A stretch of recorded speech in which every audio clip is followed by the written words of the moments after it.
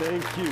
Thank you very much, and welcome. I'm Father Mitch Pacwa, and welcome to EWTN Live, where we bring you guests from all over the world. Before we get to our guest tonight, I want to mention that today is the feast of Saint Januarius, in Italian San Gennaro. He's named, interestingly enough, after one of the famous Roman gods, Janus, who had two faces, and but he's transformed the name. He died during the period of martyrdom under the Emperor Diocletian. Diocletian was led the last of the Roman persecutions of the church, but it was the worst. And just a very large number of martyrs died. Many, many copies of the Bible and prayer books were destroyed, and we have great saints like Januarius who stood for the faith over against lots of torture and torment and held his position, and we still honor him as Saint Januarius. By the way, it's on this day that they shake his blood to see if it turns liquid or not. And this is always a key thing. All right, we have a guest tonight who is also from the same part of the world, from Italy. Not the same side of Italy, but in the south. He's internationally known, Italian opera singer. He has shared his vocal talents all over the world, and in addition, he gives lots of support for international charitable causes. His devotion to his Catholic faith, and more specifically, his devotion to Saint Padre Pio, has led him to create a non-profit charity organization dedicated to the promotion of the spiritual charisma of Saint Pio of Pietrelcina.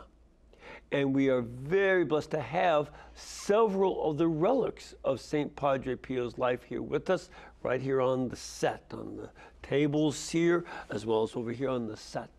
So please welcome the President and CEO of the Saint Pio Foundation, Mr. Luciano Lamonarca. Welcome. Benvenuto. Thank you. You see, I always tell people that we get guests from all around the world, and you are from Italy. I am from Italy, but if I might say, you got Padre Pio in the studio, so and he's from what can be better than that? Not much, not much. That's really, thank you very much, first of all, for not only being with us tonight, but bringing these relics of Saint Pio. This is truly an honor.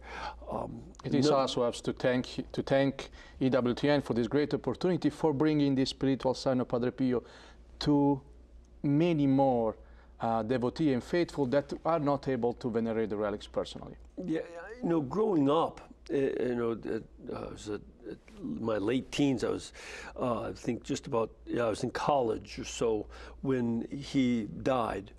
And throughout my life, people spoke often of Padre Pio and the powerful confessor that he was. Also, one who didn't take any nonsense from people who were lukewarm in their penitence. And he could read souls and such. And I was blessed to go to his town, San Giovanni Rotondo. I've been there a couple times. It's just been a wonderful, wonderful experience. Sometimes I think I was glad that I got there after he had passed away, so I wouldn't be poking around in my soul too much. Makes me nervous. But what is it that led you to this devotion to Saint Pio? What brought you to this? Well, how you explained before, Father Mitch, I am an Italian opera singer. I was born and lived in the Puglia region, a blessed region because it's where Padre Pio lived and died eventually. All right, so Puglia is in what part of Italy? So Puglia, folks who don't know the So Puglia is southeast. Mm-hmm. It's often called the Hill of the Boot. So we are on the Adriatic coast. It's a 4 hours driving from Rome. Right. So you have Naples or Benevento, from where Bishop San Gennaro was from. We are just on the east coast, on the hill. Right. So the Adriatic Sea is over there, and it's a very important area throughout history. It's very important area. It's a beautiful area, and as we were mentioned before, we are blessed because not only we had the town of San Giovanni Rotondo and the monastery and the church where Padre Pio actually located in 1918 and then actually lived and died, but also we have the cave of the Archangel Michael and the Basilica of St. Nicholas, where part of his remains are. And also not too far away is Lanciano, with the famous miracle of the Eucharist that's up there. So it's that's why I wanted to go. It's a very blessed place to go visit with a number of places to see along the way. That's correct. So back when I came in this country in 2008 for a few concerts on my own, I was impressed when I was approached by many devotees and faithful that have mostly Italian American that they wanted to spread the devotion of Padre Pio and was asking me as a tenor to help them to raise their own funds or to raise their own whatever they were putting together to promote their own cause in the name of Padre Pio. Along the way, in 2010, of course, I immediately met my wife in 2008. We got married in 2010 in Bari, from where I'm from. Congratulations. Thank you. And then I believe as many other families, we face our own challenges. It means that we face several miscarriages. Now, as we grow up in our Catholic faith, we know that children are given by God. I mean, this is the fruit of a relationship. So we were believing that things were going to happen to us. The first one, though, was not, it was probably the one that touches our soul more than the others. My wife was on the 5th month of pregnancy when she lost Alma. Her was the name. We lost her on 3rd of December of 2000. So we went back to San Giovanni Rotondo. I was going for answer, we always ask for the intercession of a saint. We always have to remember that a saint can give us, can intercede from us through God. It's God actually that gives us the miracle or performs us the miracle. That's right. If it's the case. I start to get in touch with Monsignor Pierino Galeone, which is a spiritual son of Padre Pio. Today he's 93 years old. He's one of his closest friends. And when I met him, it was 15th of May 2011, was our anniversary, first anniversary. He just immediately, like Padre Pio, he saw me coming and says, Luciano, what you have in your heart? I don't recognize you anymore.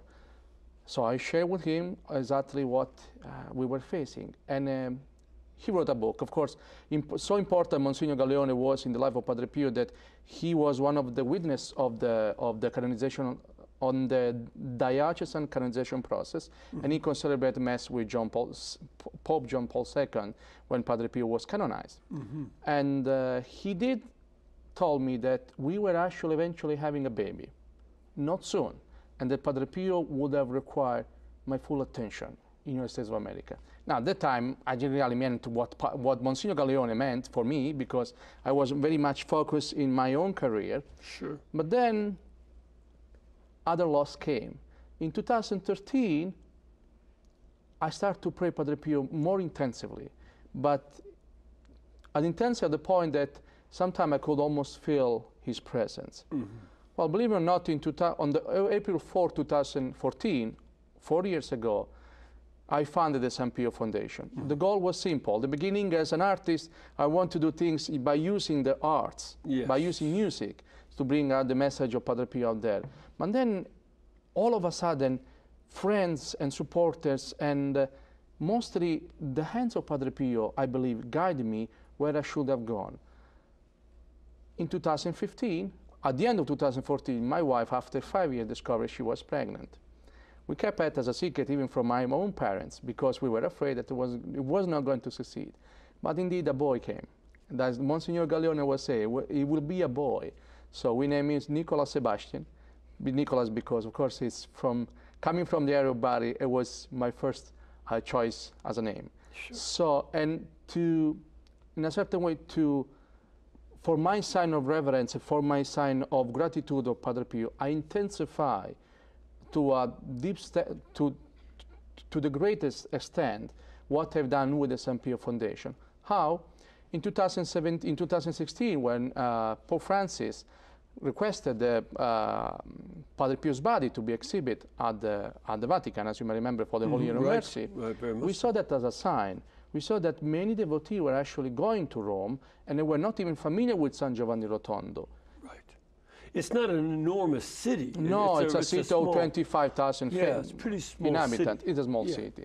And also, it's in a very hidden part of the mountain. It's not known unless you don't know Padre Pio. San Giovanni Rotondo itself, as a city, is known because of Padre Pio. Right. Then we saw Cardinal O'Malley from Boston requesting his hearts in Boston, and many others were actually saying that, why we cannot have this sign?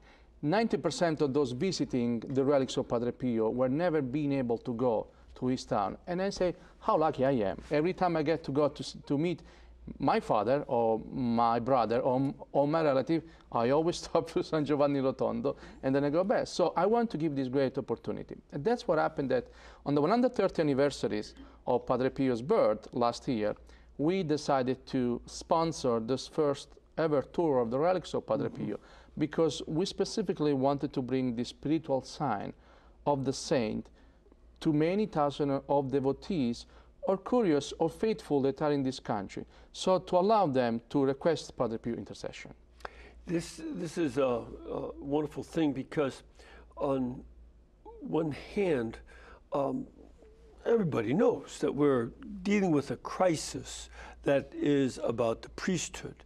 And here we have this 20th century priest who is an important antidote by his own holiness of life.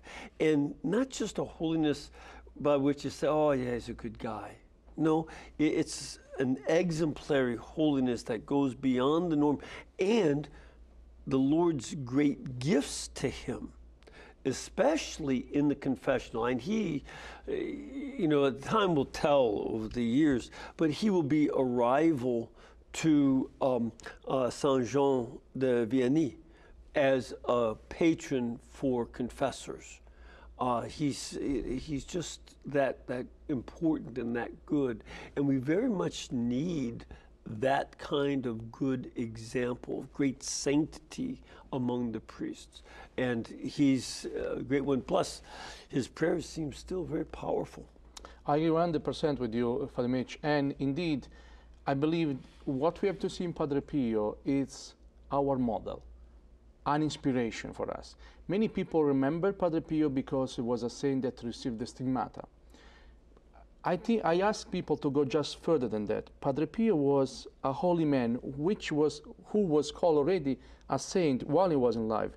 But besides that, when I had the chance to meet several of his friends that are still alive today, we actually have one in Bronx, he does remember me all the time. What conquers Padre Pio? His humility, his reverence, his serving God to the purpose of starting in the morning. He was waking up in the morning as early as 3 o'clock and having hundreds of people waiting for him to say Mass at 5 o'clock, and was always the last to go to bed. Always his goal was to save souls, and spending up to 12 or 14 hours in confessional, as you said, and having the virtuous on look on those who were going to confess with him, if they were going to true or they were missing some things. We were always hoping that they were saying the truth, because being reproved by Padre Pio was not an easy task, I was told. Yes, yeah, it was. He would be someone who had this gift that, like Saint Jean Vianney, of being able to have insight into souls, that oftentimes call it being able to read souls, what's going on. He never knew these people, never met them in his life. That's correct. Strangers from around the world. And he would tell them, you can't come to confession yet. You're not sorry. Every so often I even will mention to some people, are you confessing or are you bragging? This is an important distinction you got to make here. And he knew the difference. He didn't have to ask him. He could tell them. He knew. This was great. It's what St. Paul describes in 1 Corinthians 12 as a word of knowledge, that he had this spiritually given knowledge along with the word of wisdom. But knowledge is when he knows something spiritually about people. And he had that by far more than most. So this is a great gift for us, at this time. But also, there are a lot of people who seek his intercession for important events, important needs, like you with, after having miscarriages, you and your wife, are asking his intercession to have a baby that survives and does well. I cannot say,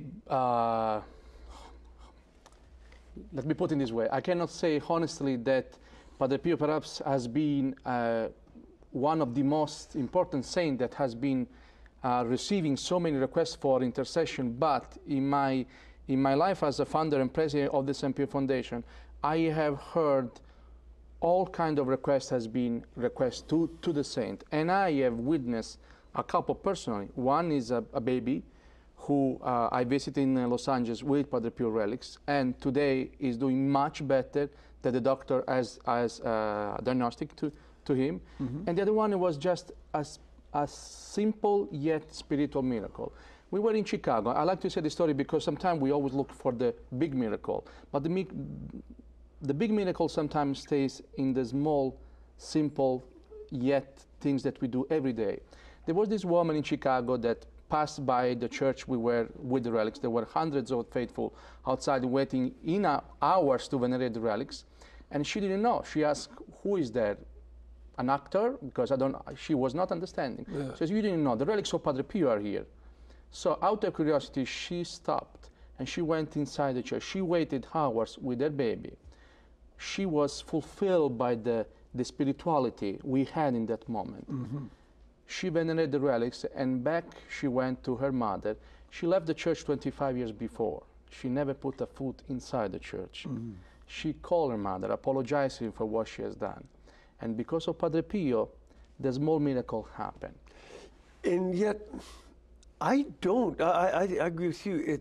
It looks small because it's not something that a medical doctor or a scientist can analyze and say, oh, this was something that we can't prove.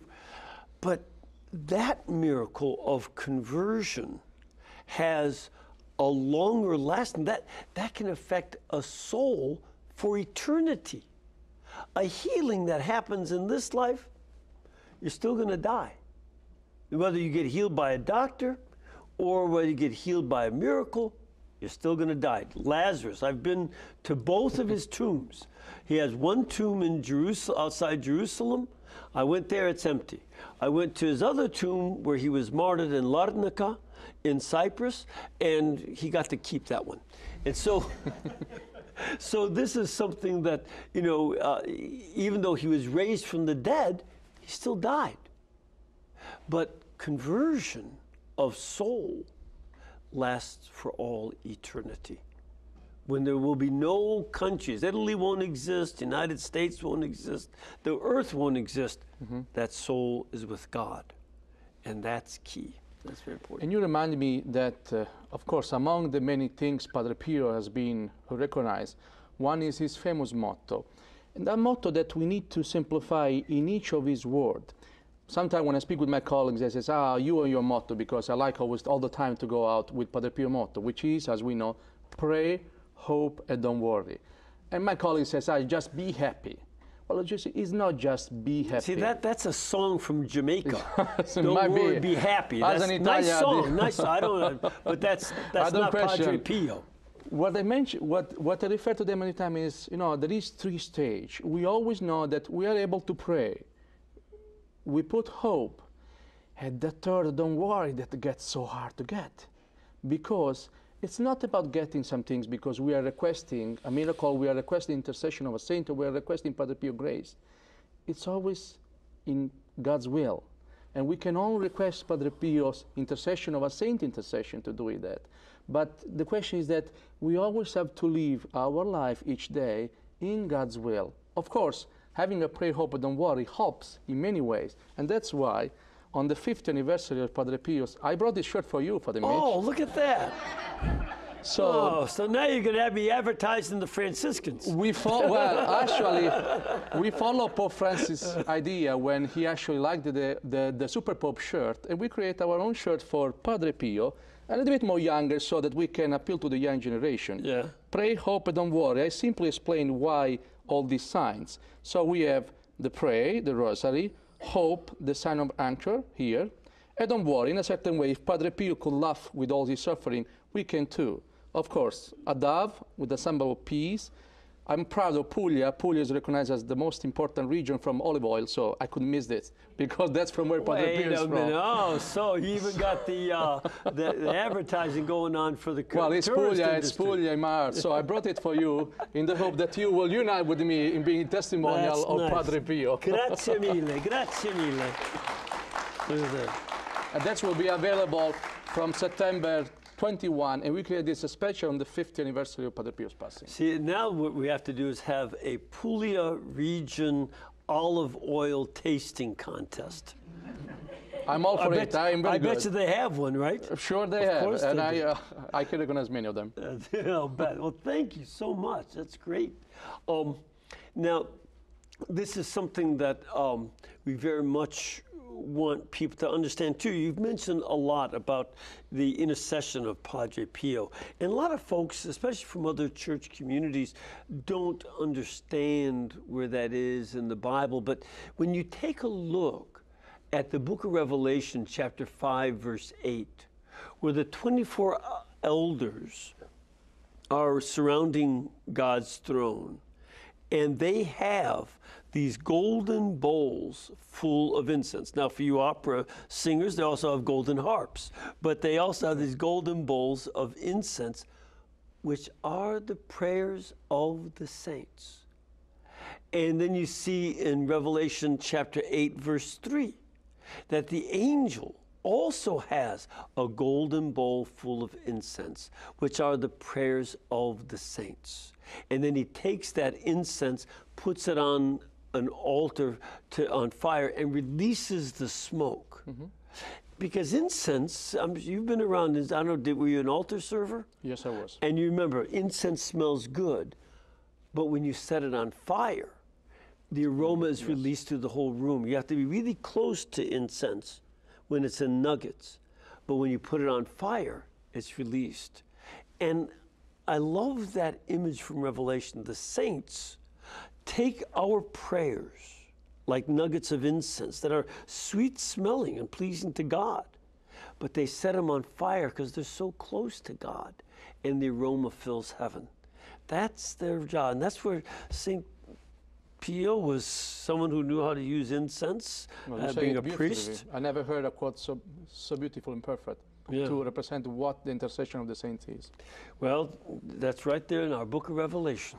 And I think for us to see, that's why Hebrews 12 says we approach God, the Father, and we approach the spirits of the righteous ones who have been made perfect. We approach them with our prayers. And it doesn't take away from Jesus, because then it also says we also approach Jesus, mediator of a new covenant. It's not one or the other. Another thing too, I always tell people, is your wife's family still alive? Does she have relatives? Yes, my wife has her mother, who just actually came from her country, from Moldova, to come to live with us. And so you love your mother-in-law? I more than love. I say, she's our hero. I won't be here if she was not here with us. And see, does that take away from your love of your wife? No, at all. No, It makes it stronger. Exactly. Same with the love of the saints. They're like our in-laws. But our love of Jesus grows stronger because we love the saints. It's not competition. So the folks just understand. Also, I want to let people know that the relics of Saint Pio are going to be in different parts of the United States, right? That's correct. Especially from September 8th to November 9th. It's going to be in different cities. If you want information about that, go to Saint Pio Foundation.org. That's Saint Pio Foundation.org. There are a lot of cities that need the saints' intercession. As a matter of fact, you could probably go back to Chicago. There has so much violence, so many killings, and these are the result of terrible sin. You know, the sins of violence and drugs and all sorts of things. We need St. Pio's, and there might be some places around the church that need his intercession too, because of the problems that we've got with the priests at these points. So look that up at the stpiofoundation.org, and that way you can find out where, if the relics are going to be close to you, and go and pray. Pray for an end of sin in the areas where you live, and move. It's we have much need for that. And how long has this St. Pio Foundation been going? 4 years and 6 months. 4 years and 6 months. So it's just a year and a half older than your son. Yes, exactly. Right. But that's why all the process started. When I start to intensify the prayer for Padre Pio, I start really to work for him, to let his legacy be more known in this country. Well, keep this up and you'll have, your son will have some brothers and sisters. We hope for a sister or brother, whatever God's will. Yes, we really hope for it. We really hope for it. Also, there's a phone number. I'm going to give them the phone number. If you want to find out more, you can call 203-416-1471. 203-416-1471. Get more information about the relics and other things that the good works that St. Pio Foundation is doing. We have to take a break. We're going to come back in just a couple of minutes, so please stay with us because we have questions and such that we want to address as well.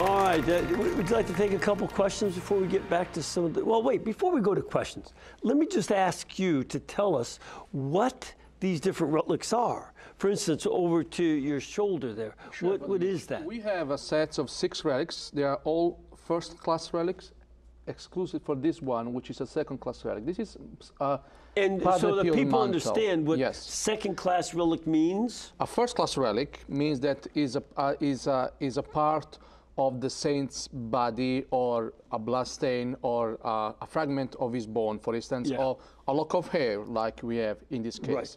A second class is some things that is the saint has used. It can be a Bible, it can be a gospel, it can be the mantle. So something that was yes, his. Exactly.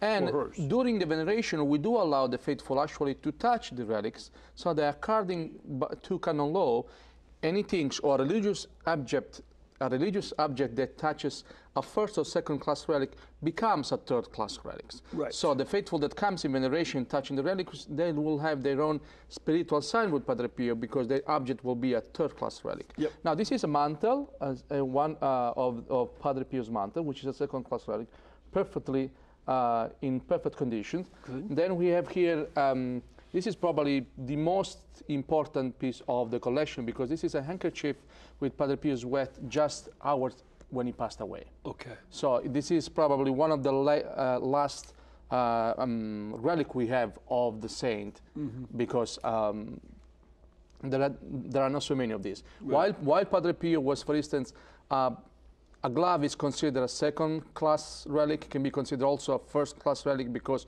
of blood stain. Padre Pio was changing 2 pair of gloves each day. We don't have to forget that Padre Pio was losing half of a liter each day. So we have thousands of Padre Pio gloves. So, and for those from United States, that's about a quart of, is that right? Well, I say half a liter, I don't know. Half a liter is 2 quarts. 2 quarts, yes, yeah, 2 per quarts. day. So indeed, he used to change 2 pair of gloves each day. So while you might have several gloves, you have just a few of the handkerchiefs. And to put it further into the English system of measurement, 2 quarts, half a liter, is the same as 4 pints of blood. Now, usually we give blood in pints, and this is 4 pints. You don't have too much more. So in your system, so this is a significant amount of blood lost. And I know that Mother Angelica had received one of his gloves some years ago. I was told. I remember when that arrived. And what are the other relics? So we have here some crust of his wounds, because as you know, Padre Pio has the stigmata. So of course they were collecting carefully every time crusts were falling from his hands. And as well we have a cotton guards with blood stain and a lock of hair of Padre Pio. Okay. So we have all first-class relics here. This is a first and second class. This is a second-class relic. Okay. Yeah, because this has some of the blood stain. Yeah, because he has blood stain in Padre Pio's own DNA. Yeah, he would wear these fingerless gloves. That's correct. Because it except during masses. Except during masses. Except during masses. Okay. All right. Now, we've got that, so that I'm sure our audience was curious. Now, let's take a look at some questions. Let's start off with this lady. Ma'am, where are you from? My name is Jean Guido, and I am from Beaumont, Texas, born in New Orleans, Louisiana. Well, aren't you something? Yeah. That's all sort of Cajun up in that area. Creole. Yeah, Creole, you're Creole. And Creole folk got around that whole area too along the coast because there's so much good shrimp and crawfish. Yes, indeed. And so your question, ma'am. I want to ask about Padre Pio's suffering. I have chronic pain, and it's getting progressively worse. Sure. And I have difficulty, I said, okay, I lift it up for the situation we're in now. But it's sometimes it's just hard. I just don't want to pray or anything. And I would be inspired to know, I read a book of his already, but it didn't just give me the understanding of how he overcame that. All right. Luciano.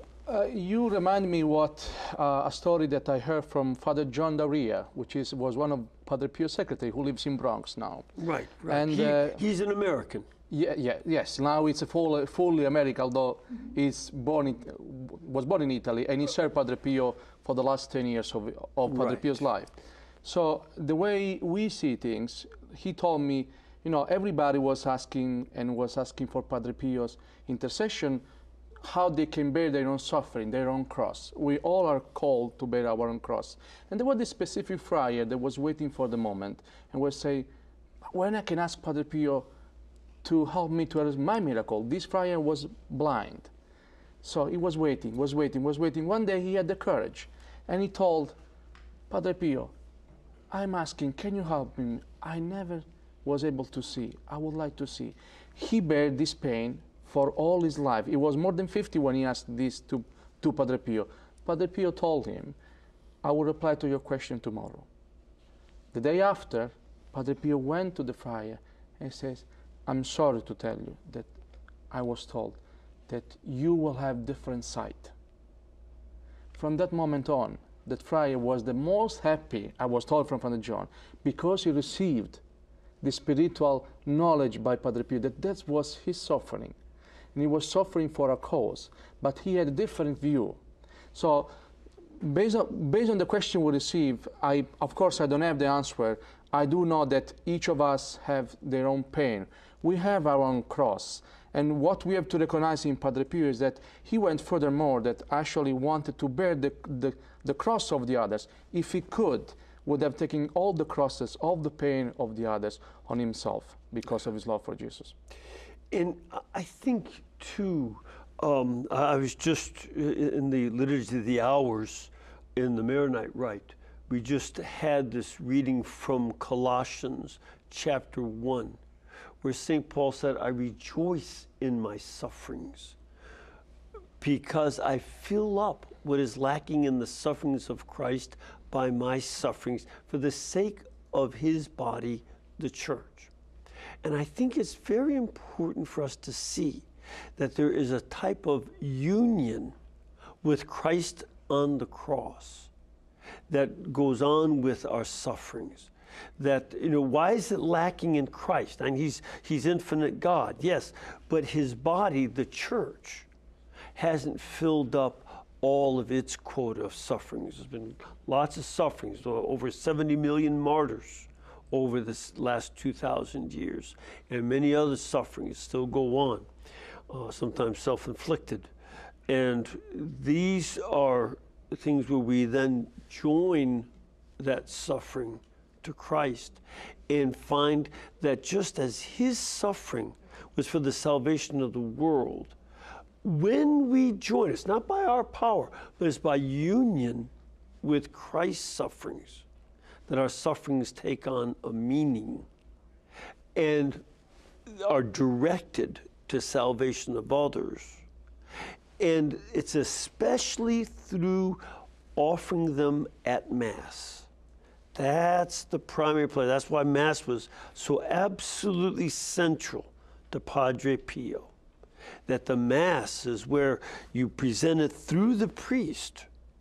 That's how it's set up. And it's joined with Christ. And your sufferings are a natural gift, like the bread and the wine.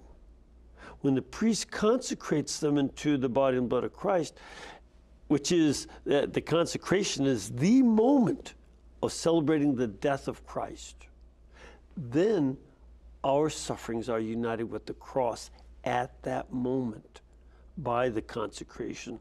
And then Holy Communion is a sign of the resurrection, that God brought good out of the crucifixion of the Son of God, and sometimes what we don't see yet, he brings good out of the sufferings we let him transform. That's part of what we have to do. We have another question from our studio. Sir, where are you from? I am from Silver Spring, Maryland. Good to have you here. Welcome. And your question or comment? Well, it's wonderful. We can all relate to Padre Pio. He's a 20th century saint. I was in my teens when he passed away. Of course, he was a great blessing in his time and in our day and time for the church. Mm-hmm. So you mentioned the stigmata, and as we know, Padre Pio had such a deep devotion and connection to Jesus that he shared in his suffering. So I'm wondering, when in his life did the stigmata begin, and have there been other saints who've experienced the stigmata? Great. So, thank you.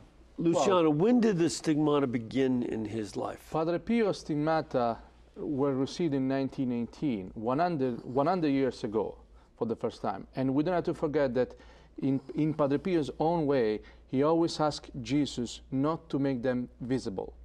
He would rather bear the pain of the stigmata, but not to make them visible. And because we know, actually, because the stigmata were visible, they brought him all the suffering, more even being persecuted by some of the officials from the Vatican.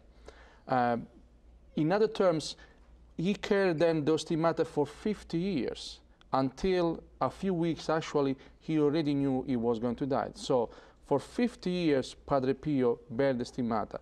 There were actually 5, visible 5, although there was a sixth wound, the one where Jesus was carrying his cross. Mm-hmm. And he mentioned this to Pope John Paul II, where the Pope was a priest and visited Padre Pio, I believe, in 1947. Mm-hmm. Was the one that hurt me more is the one that nobody can see.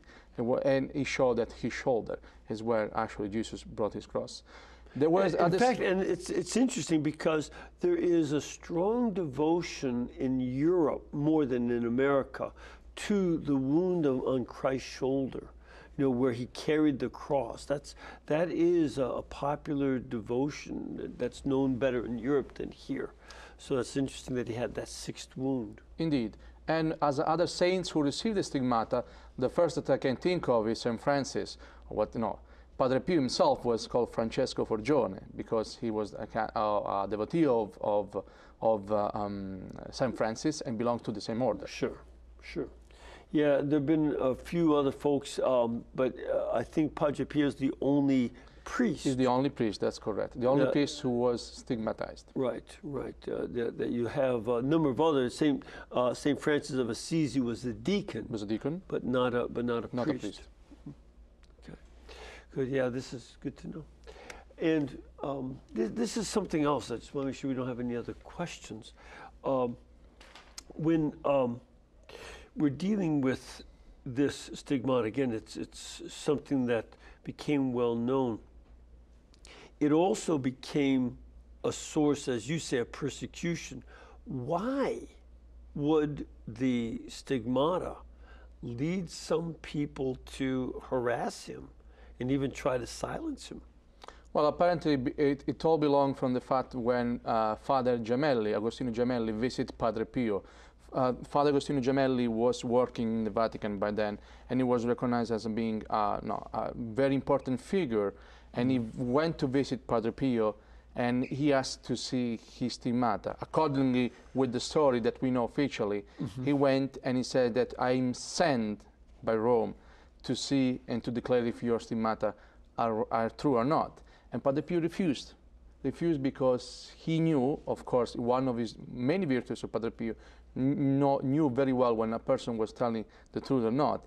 He says, when you are really sent by Rome, by the congregation, then I will show you my stigmata. So the first report Padre Gemelli sent back to Rome was not in favor of Padre Pio. He says words that were not common to describe in Italian language, but he did indeed disprove that Padre Pio was an honest man. And that's why everything started, because I believe in a certain way, Padre Pio, while he was alive, already was attracting hundreds of thousands of people from all over the globe. People were asking for intercession. We do have story of people. Sure. I would like to call even the Padre Pio Center here in Barto, the Calandra family here I met for many years ago, where Vera left and went to meet Padre Pio a few months before Padre Pio passed away, because Padre Pio told her, don't wait, come here. And then she came, and then they received the miracle she requested from Padre Pio. And then again, in the same way, in a small way I'm doing, we're trying to bring the legacy of this man, because I believe that God sent his best son on the most important times. We don't have to forget that Padre Pio came during First and Second World War. Yeah. And that's very important. Yeah, I oftentimes remind our audiences that the 20th century was the most violent century in history. The only one that comes close to it is the 13th, when the Mongolian invasions led to 50 million people being killed. But in the 20th century, it was 305 million people were killed in wars of nationalism. Nationalism ravaged Italy under Mussolini, Germany under Hitler, and World War I was based on nationalism. But the communists were even worse than the Nazis or the nationalists in Spain and other countries. The communists, killed far more people, about 200 million. And we see such large numbers, it's hard to believe, but that was the fruit of atheism, is the biggest spread of death in human history. And this is where our Lord sent Padre Pio and gave him the stigmata a year after Fatima, which is another question. I don't know if you know this. We didn't get a chance to talk about this, but did he have much of a devotion to Our Lady of Fatima? Was Fatima important to him? Absolutely. Yeah, I thought absolutely. So. Can you have anything to add on that? Oh, well, I do know that, I mean, first of all, La Madonna, the same way we call in Italian, it was his main core. He always asked everybody around, even when he found the Padre Pio group, di pregare la Madonna. It's very important. I know he has a great spiritual connection, devotion for Fatima. I don't know to go into detail things that happened, but I I'm well aware of that. And he would oftentimes say, "Go get my weapons," but he meant his rosary. His rosary. That was his weapon. His rosary, because sometimes he said that he could not even count how many rosary he was saying during the day, because somebody was asking, "How many rosary you say?" That I don't count. That's right. Because he was constantly with his rosary in his hands. Right. And that's, I think that's another component that is very needed. In the late 60s, not long, right around the time he passed away, you began to see theologians and clergy and religious tell us not to pray the rosary. You have young people who are not even taught how. I know this, now he's a priest, but when he was in catechism class, he didn't even know that there were mysteries of the rosary. Yet alone how many mysteries there are. Didn't know how to say the Glory Be, didn't know how to say the Creed. He only knew the Hail Mary and the Our Father. Mm-hmm. And it was only when he became a novice in the Jesuits that he found out how to say the Glory Be and to know the mysteries. That neglect of devotion to the Blessed Mother, sometimes in the name of ecumenism. Well, other Christians don't have a devotion, so we'll sort of, be quiet about that. And removal of statues of Our Lady and devotions to Our Lady did not end up well. And you look at someone like Padre Pio, he needed that devotion to Our Lady for the sake of his own holiness, as well as interceding for others. As you say, it was his most powerful weapon. Yeah, very much so, very much so. And in fact, one of our viewers sent me a rosary made out of bullets. Spent bullets, not live ones. Okay, just in case. But it's an example of how Isaiah said that you beat swords into plowshares and spears into pruning hooks. Well, we got bullets beaten to rosary beads and make it a weapon of mass oration. And well, I like it. I see there are many movements now that are starting for praying the rosaries across the country, and they try to do it together, so to raise the voices to God. So exactly. I think there is always a comeback, and our struggle is always to show that the rosary is still present. I remember the first time I was performing, even I was having, at the end of the concert, I was always showing the rosary that is always me. It's like the picture of your mother. My mother passed away in 2005 for cancer. Yeah. So I always keep it in my wallet, as well as the rosary, because there is always time to dedicate for prayer. And the rosary is indeed the most powerful. That's why we put even on the T-shirt. Absolutely, absolutely. I noticed that, and I think one of the other points I hope that happens as you make this tour with the relics is that people do pick up from Padre Pio the importance of praying the rosary, and that priests return to praying the rosary more. We need that for our spirituality. What we experience is that every time we bring the relics around the country, first of all, we remember that it's a bishop has to agree or to make a special request to obtain the relics in a certain diocese. Right. We see that people are called to confession. In certain parishes, even they have 4 or 5 priests, they were overwhelmed by the request of confession. In a certain way, almost like confessing with Padre Pio, not confessing with the Padre, but you are confessing in his presence. And they felt that. That was an important fact for me, because I see people were coming to me, I didn't confess for 20 years, 30 years. Well, it's never too late. That's right. That's what I mean, I'm not a priest, but it's never too late. We are always, we have the sins, we do carry our sins, but it's always time to repent for it and to start again. I am a priest for 42 years, and I know it's not too late, ever.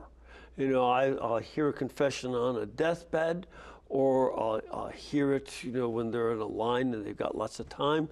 After 20 years, 60 years even, people stay away, and you're welcome. You're welcome back, and that's my attitude. Not, why aren't you? No, don't. Welcome home. Welcome home. And at the confessional, he knew that at the confessional, you meet Jesus Christ on the cross, saying to us, Father, forgive them, they know not what they do. This is what Christ does for us. You know, with the people, that was the people trying to kill him. So this is an important element. And just one other question too about the foundation. You mentioned that this is a foundation. What is it that the foundation does besides share the relics?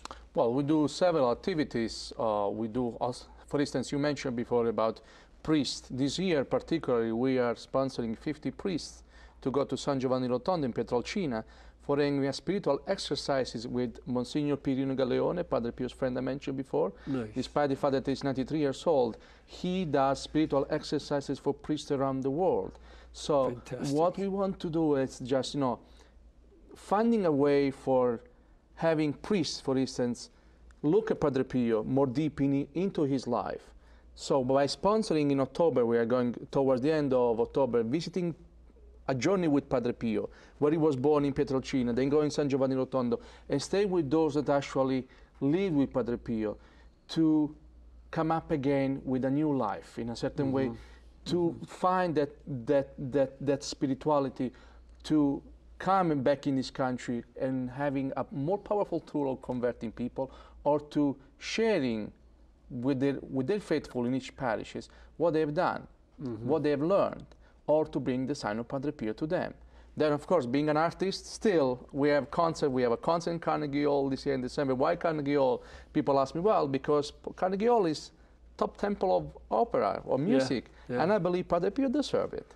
And then, so, next year we're going with the 3 different sponsor conferences with the Friends of Padre Pio, 2 of the Friends of Padre Pio, which are friars, will be coming here to having a conversation with priests and tell exactly what to look as a sample in Padre Pio when you actually go deep into his own life. I think that that's going to be an important thing, and I think also, and it's just something again we didn't talk about, but given the present crisis, this would be a great time for retreats for reparation and penitence to be done, you know, with his sponsoring, his guidance, his inspiration, so that the priesthood itself can be more purified and come back to what he was.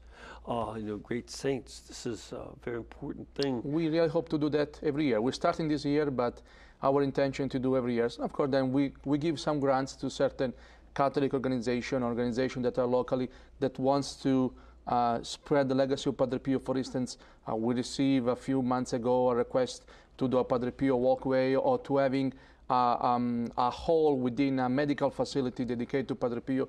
We're trying to bring the name and his legacy there where we can actually be more close to the community, but always in the name of Saint Pio. In a certain way, our motto is always, as you read on our website, bringing relief from suffering to those in need in the name of Padre Pio. Yeah, and you know, that was part of his life too, so folks don't even know. He helped start a hospital over in San Giovanni Rotondo for the poor. And how he started the hospital, which is even more imaginable. This is another big miracle. If you consider that the Padre Pio Hospital was created thanks to an intervention from General Jackson, which was a director of the United Nations Relief Agency, former UN agency, which requested for a grant of 250 million of lire in 1948 to be into the Marshall Plan, and there was a US Congress Act that sent this money back for Padre Pio to build the hospital. Now there's a kind of influence on Congress I want to see more of. There you go. All right, well, Luciano, I'm so sorry. We've run out of time. I just want to be able to let people know it's the Saint Pio Foundation.org, or you can call 203-416-1471 for the American tour of the Padre Pio relics from September 8th to November 9th. I want to thank you very much for taking time to be with us and use this relic of his glove with his blood in it. May Almighty God bless you, and by the intercession of Saint Pio, guide you to his peace. In the name of the Father, and of the Son, and of the Holy Spirit. Amen. And not only do we thank Luciano and his foundation, but we also want to thank you because your support of EWTN makes it possible for us to share these things. We ask you to keep us in between your gas bill, your electric bill, and your cable bill so that we can pay all of our bills too and keep bringing you more such programs. God bless you and thank you.